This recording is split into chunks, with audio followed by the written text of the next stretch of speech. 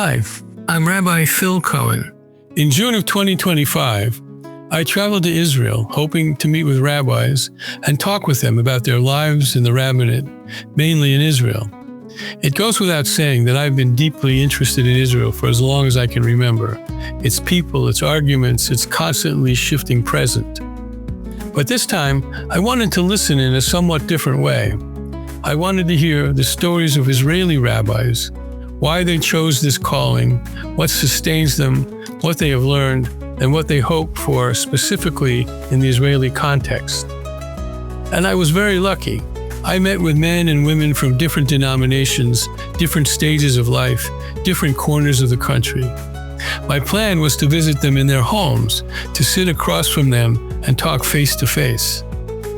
Unfortunately, the week I arrived, Israel entered a 12-day clash with Iran.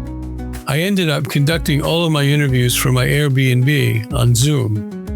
Incoming missiles interrupted one interview as my subject and I both fled to shelter. Even on Zoom, however, the conversations, all of them, were rich, revealing, and deeply human. Something unexpected came out of that experience. Originally, I had planned to speak with rabbis all around the world for this podcast. Maybe I still will going forward. But for now, I'm staying with Israeli rabbis. Their stories and Israel's stories are bound up together in very interesting and creative ways, and I find that connection endlessly fascinating. That, then, is what this podcast is about. The lives, the questions, the faith of those who serve the Jewish people, and the God with whom we live in covenant across our shared history. I am Rabbi Phil Cohen, and I am a small part of that story.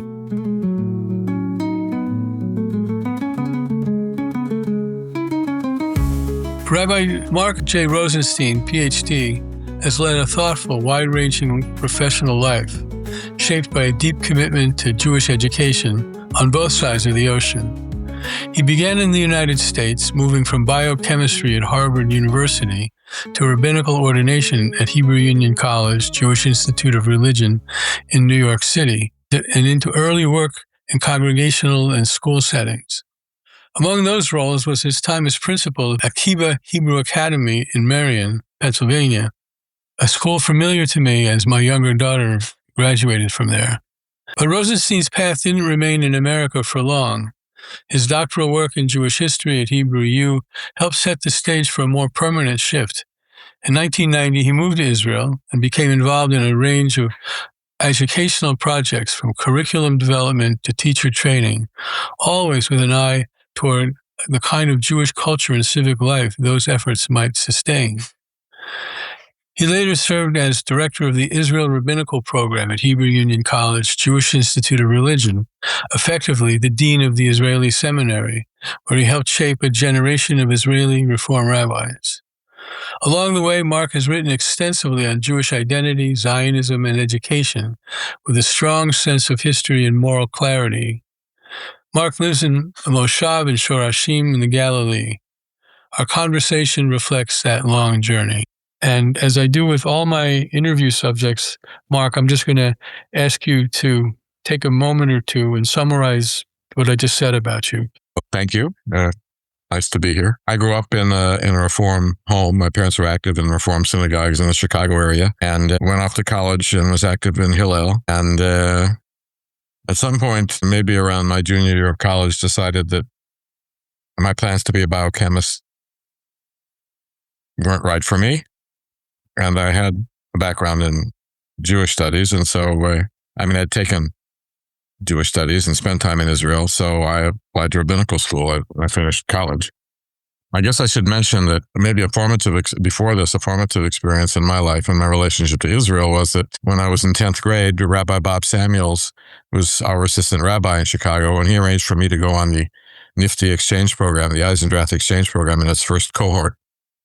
And that 6 months in Haifa was certainly formative in a lot of ways for me. Anyway, so I finished college and I went to rabbinical school at HUC in New York and wasn't thrilled there and decided maybe I should think about science after all.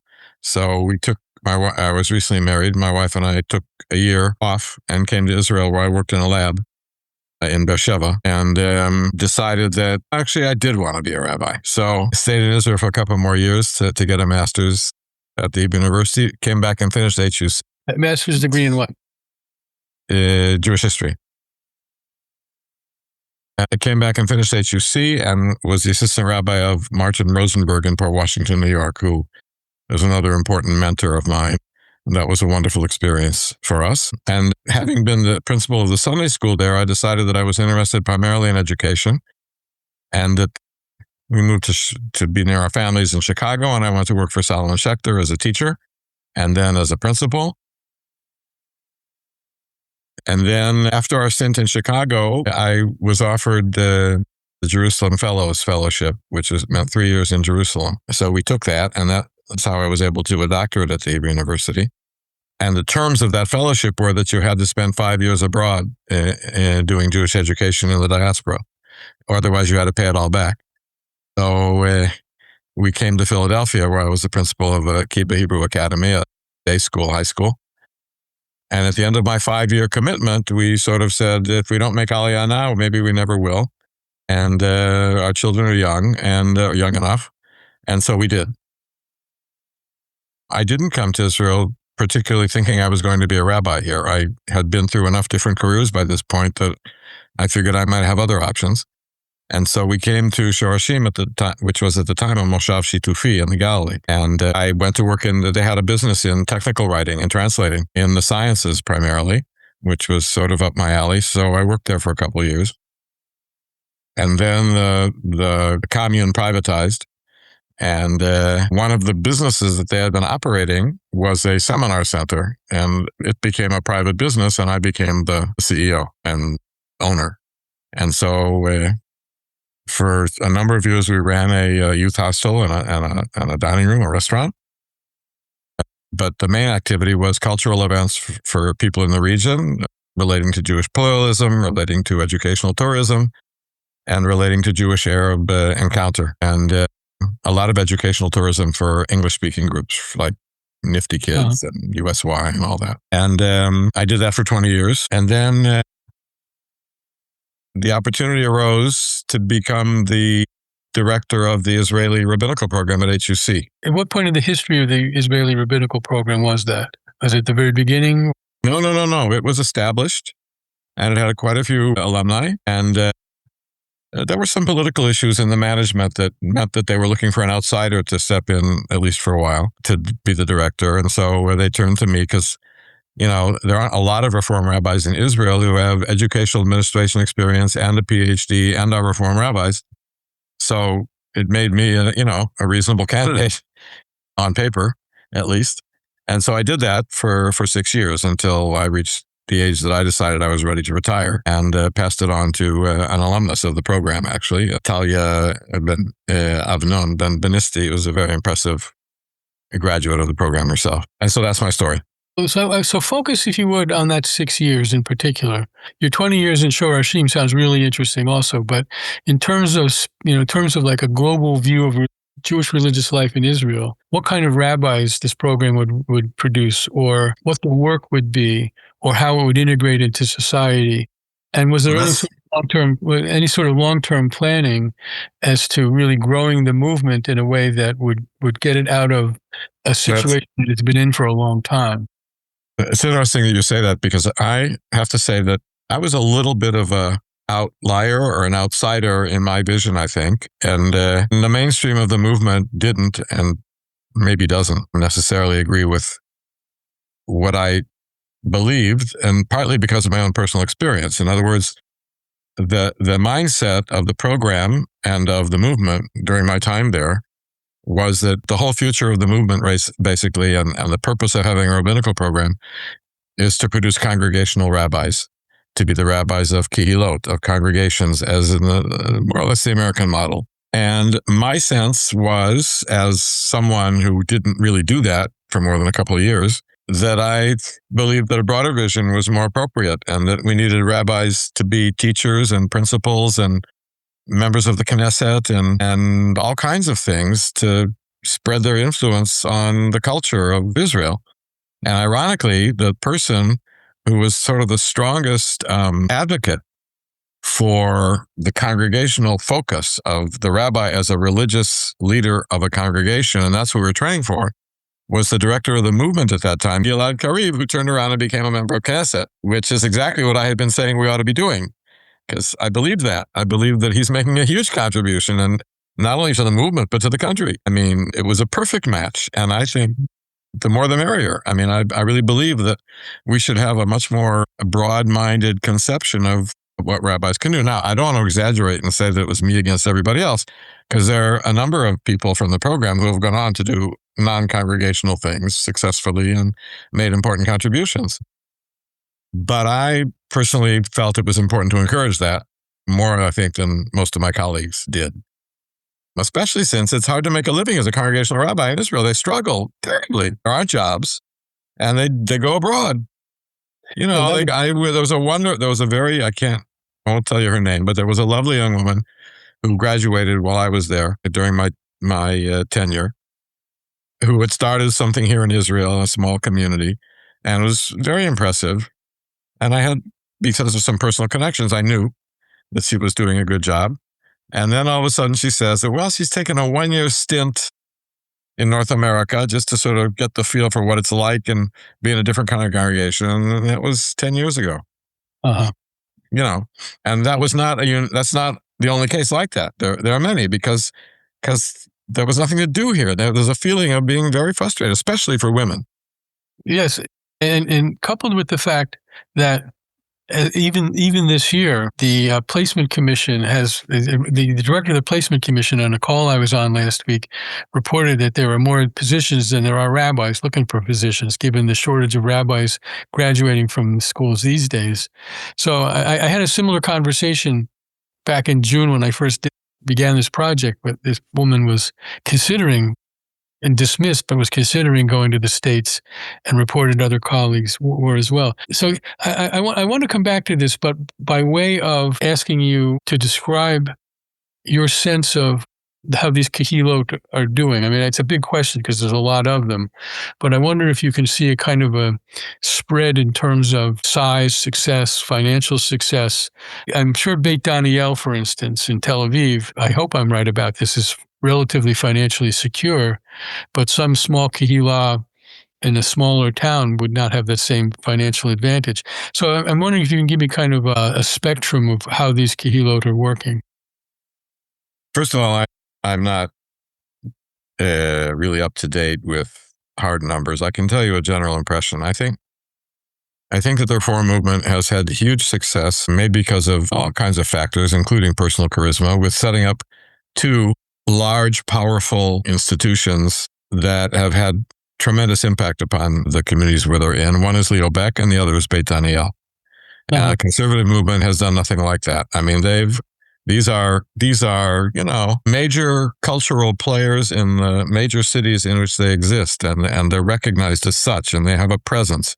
And they do all kinds of interesting programs above and beyond just being a synagogue. They really are, community centers or more than that. They're unique. And I think that's a huge success for the movement to have created. Take a second, if you would, and especially with Leo Beck, describe what these institutions are. Well, Leo Beck started out, as I can tell you, because I was a student there in 1962, as a little school. I mean, there was one class in each grade of the high school, and it was nominally Reform because there were some teachers and the principal who were, the principal at the time was a disciple of Leo Beck. And just after I was there, Bob Samuels came and took over the institution. And he was a very dynamic, energetic, successful fundraiser with vision. And he built it into a juggernaut. It's a large complex of schools from preschool through high school with all kinds of auxiliary programs and satellite schools and a community center with elaborate cultural programming and a synagogue, an active synagogue. And I mean, it's a big physical complex with a very presence on the mountain there. And it's known, it's a thing in Haifa. Nobody doesn't know who Leo Beck is, and nobody doesn't respect it in terms of all social justice issues and Jewish cultural, everything that you can imagine you would want us to do here, they do. And I think, even though I'm less familiar with it, that Beit Daniel is at least the same, but they are unique. And I think that in most other communities, the Reform synagogues often struggle to make ends meet, struggle to support a full-time rabbi, struggle to get a building. They are local, very local, and they're steebles, and there's nothing wrong with that. I mean, if they serve the needs of people, their larger cultural impact, I don't want to judge. You can't compare to these massive institutions. And, that's a question of sort of a strategic question of how do we want to try and influence Israeli society? Do we go the model, which the conservative movement has largely chosen, of the shtiebel, of trying to have lots and lots of little communities of synagogues that develop a loyal following of people, which is certainly a valid model? Is it the one which is going to provide, Leo Beck can afford full-time jobs for half a dozen rabbis, and so does Beit Daniel. And most of the others, have trouble with halftime. So it's an interesting question that has to do with economics and has to do with how you imagine spreading your cultural influence over the society and drawing people in. And I don't know the right answer, but there's a certain tension there between two models. And not that we have a lot of choices all the time. It's not like we could just all snap our fingers and build another Leo Beck or Beit Daniel somewhere else. I mean, it's not so simple. But those are just some thoughts on how that works. I want to say something else about the rabbinical program, too, because I think it's important, even though you didn't ask me yet. I might have gotten to it, but go ahead. But it sort of relates to what we're talking about. But I was struck by when I was running a rabbinical program, and I was running it, in parallel to the first-year program for the American rabbinical students. I was not involved with that program, except sort of as a, bystander in the same building. But I saw it, and we sometimes did programs together and so forth. And the difference, in my mind, which was important, is that for the Americans, for the most part, these were young people who had finished their bachelor's degree, in most cases, or maybe even a master's, and had to face a career choice. And they looked around and said, well, I could be a lawyer, I could be a doctor, or I could be a businessman, or I could be a rabbi, or a professor, or whatever. And so I will choose the graduate school that will prepare me for that profession, which in their case was a rabbi, not necessarily congregational, but the rabbinate, which was my case when I was their age. So most of them are actually relatively young. They're, within a year or two or a few out of college, except for the ones, the minority who were mid-career or whatever. Right. Whereas the students in the Israeli program tended to be older. This was already their second career. Very few of them were like young kids straight out of college or something like that. And for whom this was sort of the end of some kind of a religious search, not just a career choice. They were doing this out of a need to be this and to do this in Israeli society and in their own spiritual development, and knowing full well that they may have trouble making a career out of it up front. I mean, no one promised them, a D-level pulpit anywhere, ever. And so they know up front that it's going to be touch and go, and they may have to do it part-time, or they may have to do the 3 jobs. And they're doing the rabbinical program because it has to do with who they want to be in terms of their own religious identity and their search for what it means to be, a Jew, non-Orthodox Jew inside the state of Israel. And that meant that we were an older group, we were a more mature group, we were a more independent and sometimes struggling and searching group. And then they see themselves, therefore, as going out into Israeli society. And I'm not trying to denigrate the American students, but with a stronger sense of mission and less of a sense of career, if you know what I mean. More calling, more of a sense of I have to do this because I have to do this. And even if it means that I'll never make a living, this is what I have to do because it's in my guts somehow. And it wasn't just a simple career choice for them in most cases. Again, these are gross generalizations. We deal in generalizations. So I want to pursue that a little bit more in maybe two different ways. You said they have a real spiritual sense for why they're doing this. And I won't dispute, though I think it's at least marginally disputable, that the American students don't have that sense of spiritual search. But I understand the power of what you're describing. I mean, it's very serious and very interesting. So if you could, again, speaking in generalizations, could you maybe parse out the nature of that spiritual search? I mean, the relationship of God to the Jewish people, the relationship of Israel to the diaspora, the relationship of Reform Judaism to Orthodoxy in Israel. But really, I guess I'm focusing on spirit, theology, philosophy, and then maybe can pursue it a little bit differently. And maybe you can throw into that, if what you're suggesting, what you're saying might be recognized in the institution, how did the institution academically, in terms of coursework, serve that need, that interest? Well, I think that, for example, I'll answer the last question first, because it was part of my answer to the first part. The director before I came in was Yoki Amir, who was a veteran professor in the program who retired a little after I did. And he had been the director of the Israeli program. And then he stepped down from that position to go back to being a professor and teaching in the program when I took over the administration. And his field is theology. One of the main courses that he taught was personal theology or something like that. I forget the exact title, which involved very much personal mentoring and tutoring with the students having to think through and develop what their own personal theology is. And it was an extremely popular experience. It was a major experience for many of the students. It really influenced them strongly. And the other thing that I found, coincidentally, during my last year or two, and after I left, Michal Moskat Barkan, a faculty member there, corralled me into co-authoring with her a research study on students' recollections of their experiences in rabbinical school and how it impacted upon their lives as Jews and as rabbis. It involved questionnaires and interviews with the graduates from all the cohorts all the way back. It was fascinating. Sorry to interrupt you, but when did HUC start graduating Israeli rabbis? I'm a little fuzzy on the date. I think the first ones were in 1992. I'm not sure, but that sounds right. But context, we're within the ballpark. That's right. Yeah.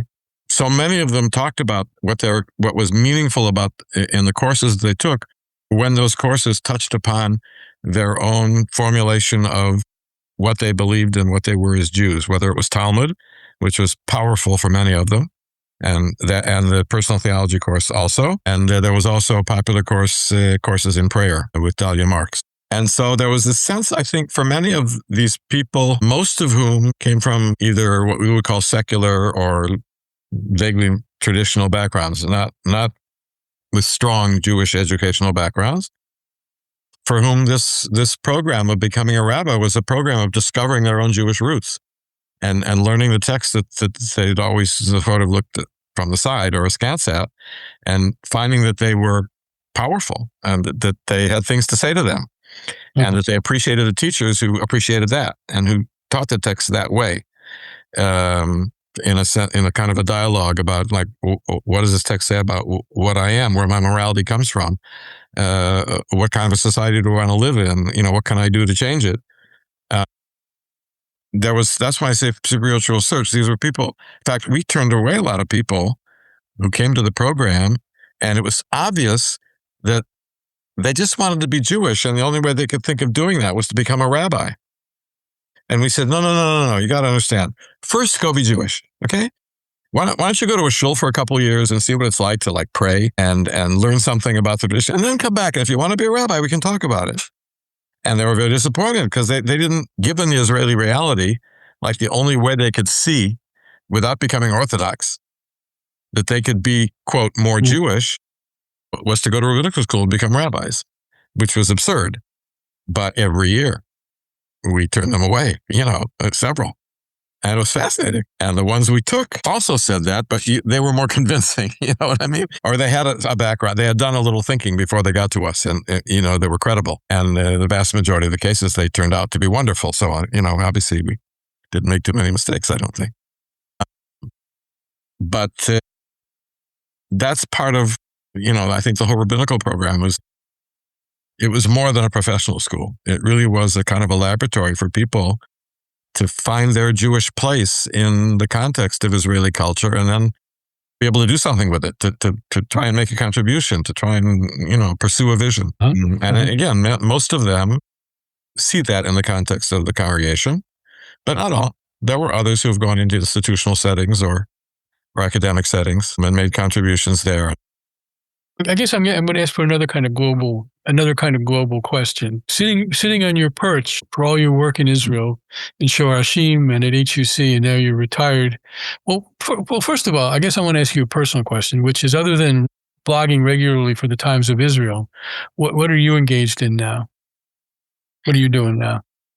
Okay, so right around the time I retired, I answered a call for proposals from JPS to do a textbook on Jewish history, that's Turning Points in Jewish History, and that took me a few years.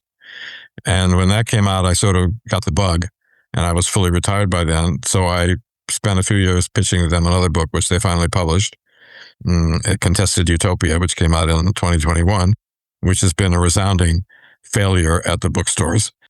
But that's all right. I enjoyed writing it. I learned a lot, which is why I was doing it. And then I spent a long time trying to develop and negotiate a proposal for another book on Jewish power and powerlessness and all the related topics of forgiveness and how it relates to Jewish law. And a lot of different topics in Jewish thought, I think, come down to the dilemma between power and powerlessness.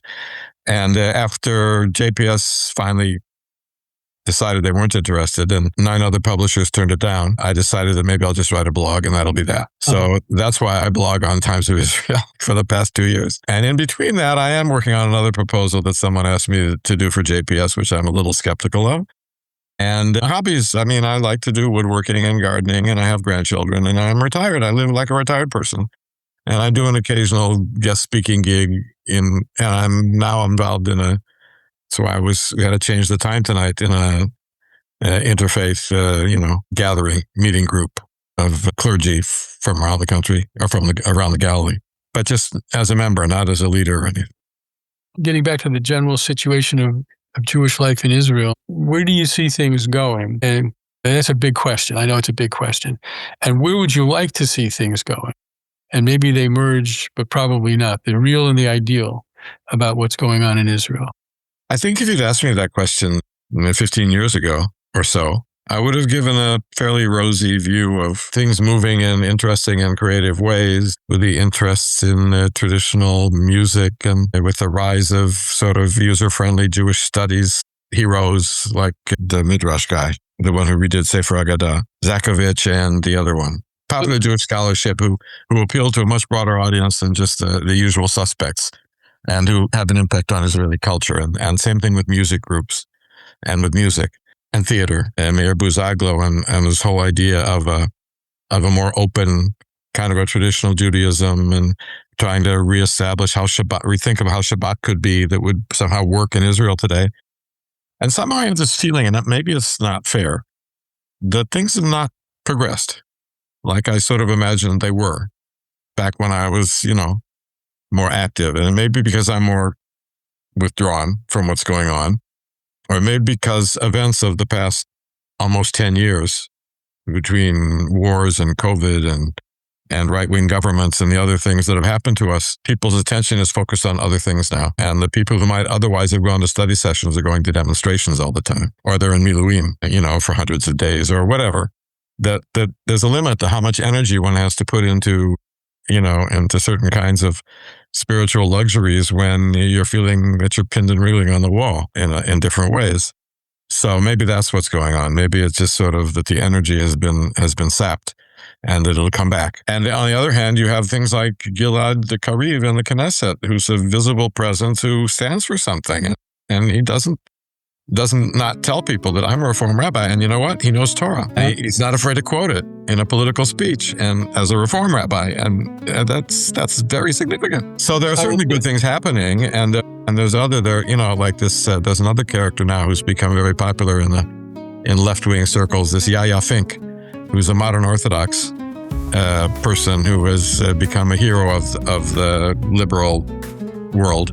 And I think there are others in the wings, and, things are happening. I will say for the listeners that if you ever want to have a real experience, get a hold of a video of Gilad Kariv speaking in the Knesset. There may be 4 people listening to him sometimes, but he's a dynamo. You don't have to know Hebrew to know that this guy is saying... Absolutely. He's a really powerful speaker who thinks about things. He does. And he's not... I was always impressed with the fact that even though he comes across, he's a lawyer by training before he became a rabbi, but he would always do his homework, and there was always serious textual references and knowledge and, traditional thought, even when he was talking about, random political things. He's a good role model for what rabbis can do here other than bar mitzvahs. So, my answer is, I don't know if the upward trajectory has really been damped, or whether I'm just not seeing all the stuff that's going on, because all of us have our noses to the ground now because of all the things that have been going on in our lives here for what seems like already a long time. I do read your blogs, and I thank you for this time you've given me this evening by you, this afternoon by me, and the perspective that I'm going to now build on in future interviews with future Israeli rabbis. So thank you very much, Marc. Thank you.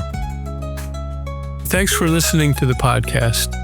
I hope you enjoyed it, and I invite you to stay tuned for future episodes as, with the help of my guests, I continue to unpack the diverse lives that rabbis lead.